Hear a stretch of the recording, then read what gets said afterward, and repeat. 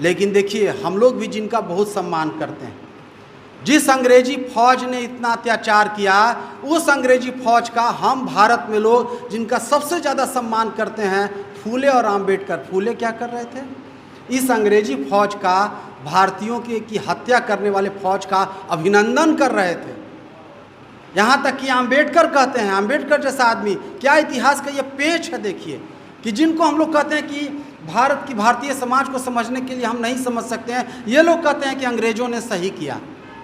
क्यों? क्योंकि 1857 का विद्रोह वो किसानों का विद्रोह नहीं था, वो जमींदारों का था। कुंवर सिंह का उदाहरण देता। आपको हैरत होगी कि कुंवर सिंह के बारे में, पटना के बारे में, दानापुर के बारे में 1857 में मार्क्स और एंगल्स इन बातों को लिख रहे हैं। कार्ल मार्क्स के बारे में जैसा कि कई साथियों ने बताया कि भारत के बारे में उनका विपुल लेखन है। लगभग 33 लेख उन्होंने भारत के बारे में लिखा।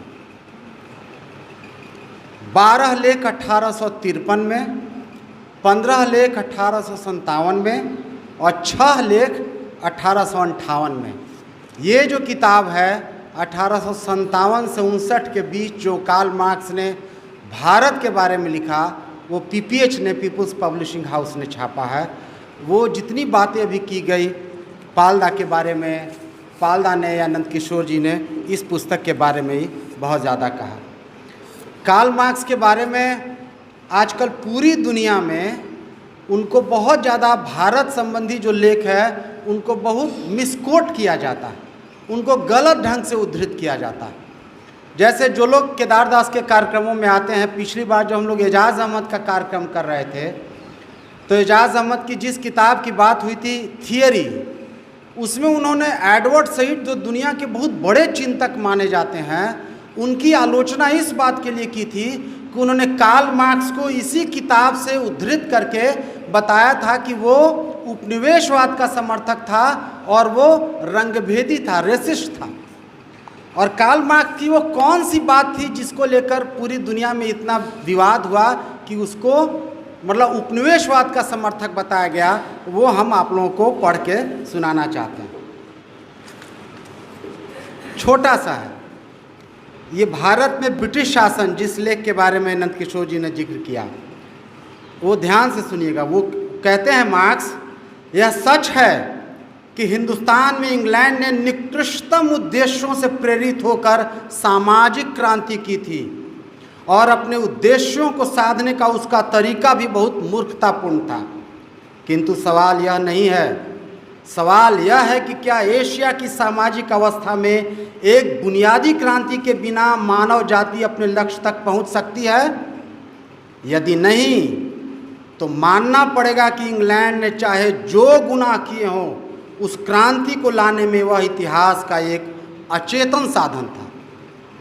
ये जो अंतिम पंक्ति है, तो मानना पड़ेगा कि इंग्लैंड ने चाहे जो गुनाह किए हो, उस क्रांति को लाने में वह इतिहास का एक अचेतन साधन था।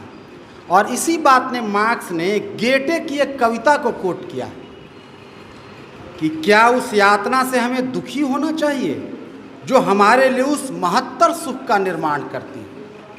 मतलब मार्क्स ये कह रहे हैं कि अंग्रेजों ने ठीक है तुमको बर्बाद किया, लेकिन वो तुम्हारे भीतर सामाजिक क्रांति लेके आए। अब सारी दुनिया में मार्क्स को लेकर बात कही जाती है। इसी वाक्य को लेकर एडवर्ड सईद ने कहा कि वो तो उपनिवेशवाद के समर्थक थे, वो तो रेसिस्ट थे। मतलब वो मानते हैं मार्क्स कि वो भारत में सामाजिक क्रांति लाई गई। इसके बारे में बहुत अच्छे से नंदकिशोर जी ने अपने शुरुआती वक्तव्य में कहा कि कैसे मार्क्स को उनके संदर्भों से काटकर आजकल पढ़ने की कोशिश और उनको उपनिवेशवाद का समर्थक बताया जाता है। लेकिन बहुत सारे लोग ये बात नहीं बताते हैं कि इस लेख के 53 के 28 साल के बाद 1881 में मार्क्स ने रूस का एक नरोदनिक अर्थशास्त्री था डेनियल्सन, उसको एक पत्र लिखा। उसमें कहा कि जो भारत हिंदुस्तान के 6 करोड़ मजदूरों और खेत मजदूरों की सालाना आय हर साल लेके भाग जाता है, और भारत में जो उपनिवेशवाद है वो अंग्रेजी में शब्द यूज किया कि it's a bleeding process with a vengeance, मतलब बदले की भावना से की गई रक्त रंजित कार्रवाई। तो देखिए उसने 1853 के इस वाक्य को संदर्भ से काटकर यहाँ हटा के और 1881 वाली बात नहीं लाई।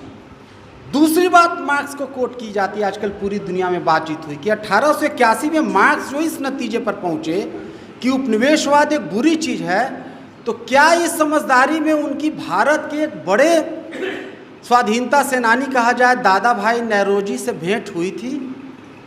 क्योंकि दुनिया में पहली बार वो पहला ऐसा आदमी था दादा भाई नौरोजी जिसने पूरा आंकड़ों और तथ्यों को जुटा कर ये बताया कि इंग्लैंड भारत से कितना पैसा लूटता है। तो अब मार्क्स के बारे में ये कि मार्क्स के समय में उपनिवेशवाद अपने पूरे वैभव या कहें कि अपने जवानी के काल में नहीं आया था, तो क्या मार्क्स को उपनिवेशवाद की भूमिका के बारे में ठीक से समझ नहीं थी? तो अब ये बात हो रही कि क्या उन्हें दादा भाई नौरोजी से भेंट हुई थी, क्योंकि 1901 में उनकी किताब है British and poverty and un-British rule in India, जिसमें वो बताते हैं कि कैसे ब्रिटेन ने भारत का शोषण किया। जितने अर्थशास्त्री हैं वो लोग कहते हैं कि अंग्रेज़ों का जो शासन था भारत में अच्छा था, वरना भारत जो है, ये मार्क्स भी अपने कहते हैं कि भारत एक ऐसा देश बन चुका था कि जो उसमें इतनी हीनता आ गई थी, इतना पस्त हिम्मत हो चुका था कि वो बानर को पूजता है, जो हम लोग हनुमान को पूजते हैं, कि बानर को अब वो पूजने लगा है कि इस तरह से अपनी प्रकृति का वो परिस्थितियों हल्के में ये कहने का शासन ये आजकल हो गया है प्रचलन कि जो ब्रिटेन अंग्रेज था वो बहुत अच्छा काम किया था भारत में। और अगर अंग्रेज नहीं आए होते, जैसे मनमोहन सिंह जब गए वहाँ इंग्लैंड में, तो वहाँ भाषण दिया कि आप लोग भारत में बहुत देर से आए और बहुत जल्दी चले गए, क्यों? क्योंकि आप लोगों ने बहुत अच्छा काम किया। तो देखिए मार्क्स ने भारत के बारे में कहा कि कैसे एक आंकड़ा दिया है, वो मैं आप लोगों के सामने रखना चाहता हूँ कि 1818 से 1836 के बीच 18 साल के भीतर ग्रेट ब्रिटेन से भारत आने वाले सूत की मात्रा 5,500 गुना बढ़ गई थी। मतलब यहाँ का जो पूरा करघा और बुनकर का पूरा जो अर्थव्यवस्था से उसका ध्वंस करके इंग्लैंड से जो माल आता था उससे पाट दिया गया था। 1824 में मुश्किल से 10 लाख अंग्रेजी मलमल भारत आता था, किंतु 1837 में मात्र 13 साल के बाद, और ध्यान दीजिएगा आंकड़ा मैं जो बताने जा रहा हूँ, 1824 में 10 लाख और 1837 में 13 साल के बाद 6 करोड़ 40 लाख गज तक पहुँच गई थी। इतना ज़्यादा इंग्लैंड से व्यापार आने लगा, जिसकी वजह से जैसा कि पालदाई आनंद किशोर जी ने बताया कि ढाका की आबादी 1.5 लाख थी, वो घट के 20,000 रह गई। इतना ज़्यादा कत्लेआम किया।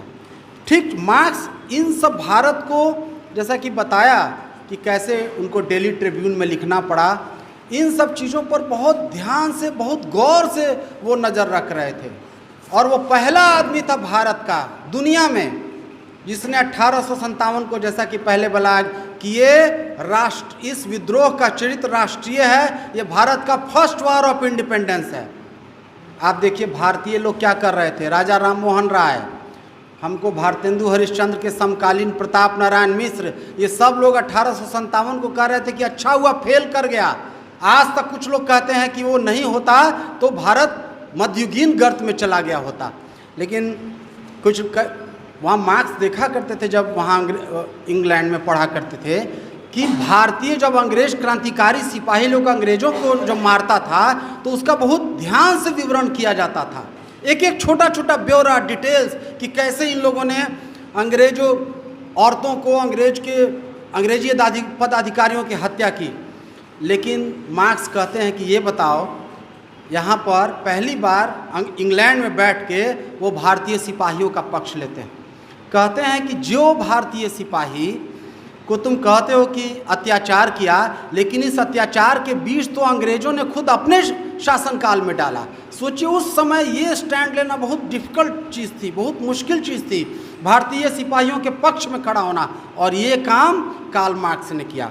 और मैं आपको एक कोट सुनाना चाहता हूँ। वो बताते हैं कि अंग्रेज कहता था कि हम लोग भद्र लोग हैं, सबसे सभ्य लोग हैं, तो कहते थे कि उपनिवेश में तो भद्रता की चादर ओढ़े रहती है, इंग्लैंड में, लेकिन उपनिवेशों में जाती है तो नंगी होकर वो नजर आती है।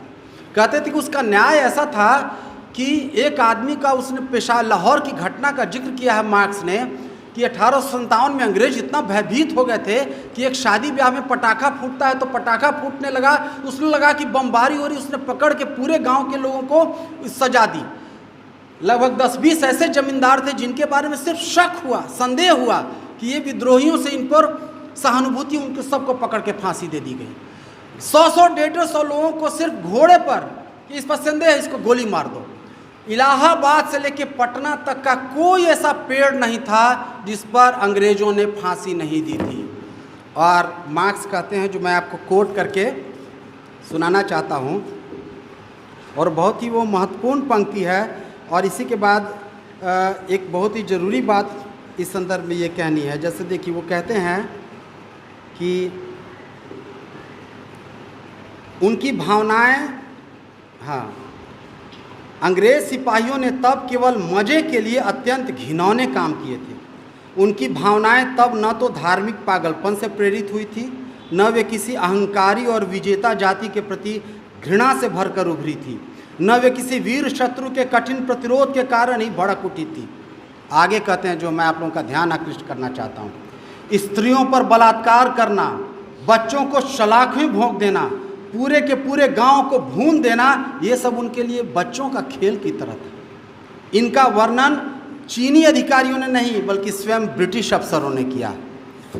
बिहार के बारे में एक बड़ा ये है कि पूरे एक सैनिक का पूरा शरीर चाकू से गोद के उसको आग पर जैसे भूना जाता है उस तरीके से किया गया। तो इतनी लोमहर्षक और हत्याकांड का जो जिक्र कार्ल मार्क्स ने किया 1857 के बारे में। लेकिन देखिए, हम लोग भी जिनका बहुत सम्मान करते हैं, जिस अंग्रेजी फौज ने इतना अत्याचार किया, उस अंग्रेजी फौज का हम भारत में लोग जिनका सबसे ज़्यादा सम्मान करते हैं, फूले और आम्बेडकर। फूले क्या कर रहे थे? इस अंग्रेजी फौज का, भारतीयों की हत्या करने वाले फौज का अभिनंदन कर रहे थे। यहाँ तक कि आम्बेडकर कहते हैं, आम्बेडकर जैसा आदमी, क्या इतिहास का ये पेच है देखिए, कि जिनको हम लोग कहते हैं कि भारत की, भारतीय समाज को समझने के लिए हम नहीं समझ सकते हैं, ये लोग कहते हैं कि अंग्रेजों ने सही किया। क्यों? क्योंकि 1857 का विद्रोह वो किसानों का विद्रोह नहीं था, वो जमींदारों का था। कुंवर सिंह का उदाहरण देता, आपको हैरत होगी कि कुंवर सिंह के बारे में, पटना के बारे में, दानापुर के बारे में 1857 में मार्क्स और एंगेल्स इन बातों को लिख रहे हैं। और हमारे भारत के कोई बड़े से बड़े बुद्धिजीवी उस वक्त अंग्रेजों का साथ दे रहे थे। मैंने फूले और आम्बेडकर का साथ दिया। ये एक बहुत बड़ी त्रासदी है। हम लोगों को भी इस सवाल को रिजॉल्व करना है कि अगर अंग्रेजों का शासन काल इतना अच्छा था तो हमारे लिए क्या ज़रूरी है? मार्क्स ज़रूरी है कि आम्बेडकर ज़रूरी है? मार्क्स ज़रूरी है कि फूले ज़रूरी है? जिसने बताया मार्क्स ने कि कैसे पूरे भारत के व्यापार को ध्वंस कर दिया अंग्रेजों ने, हम उसके शासनकाल को अच्छा कैसे कह सकते हैं? यही बात मनमोहन सिंह भी कहता है, यही बात आजकल के, अभी हम लोग प्रगतिशील लेखक संघ का चंडीगढ़ में सम्मेलन था जालियांवाला बाग को लेकर कि कितना लोमहर्षक, वहाँ कुछ ऐसे लोग भी थे कहते नहीं, कॉलोनियल एक्सपीरियंस तो भारत के लिए वरदान की तरह था। तो ये एक पेच है जिसको हम लोगों को एक मार्क्सवादी होने के बतौर हम लोगों को इसको हल करना है। दूसरी और अंतिम बात कह के मैं अपनी बात समाप्त करूँगा। पालदा ने एक बहुत इम्पॉर्टेंट बात उठाई कि भारत के बारे में ये जो भौतिकतावाद है, जो उन्होंने 6 दर्शनों में से 3 का नाम बताया, बल्कि 11 दार्शनिक धाराएं हैं भारत में, उसमें 9 तो नास्तिक हैं। जितने न्याय, सांख्य, वैशेषिक, लोकायत, चार्वाक, चाणक्य कहता था कि कोई भी राजा हो भारत में उसको सांख्य और लोकायत जरूर पढ़ना चाहिए। सब तो नास्तिक धारणा है। भारत का बेड़ा सबसे ज़्यादा अगर गर्क किया किसी ने तो उस आदमी का नाम था शंकराचार्य। शंकराचार्य ने 8वीं शताब्दी में भौतिकतावाद की जो पराजय हुई भाववाद के हाथों, ब्रह्म, क्या कहता था शंकराचार्य कि ब्रह्म सत्य जगन मिथ्या, मतलब जगत झूठ है, माया है और सत्य ब्रह्म है।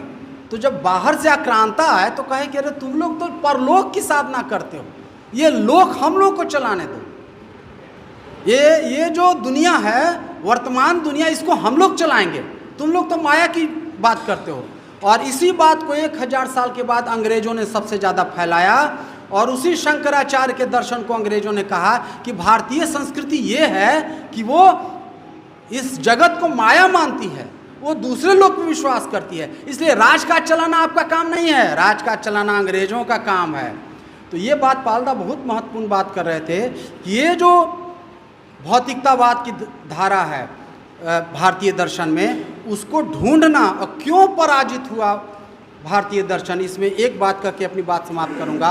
पराजित इसलिए हुआ कि दर्शन शास्त्र में कैटेगरी है, एक श्रेणी है, जिसको अनुमिति कहते हैं।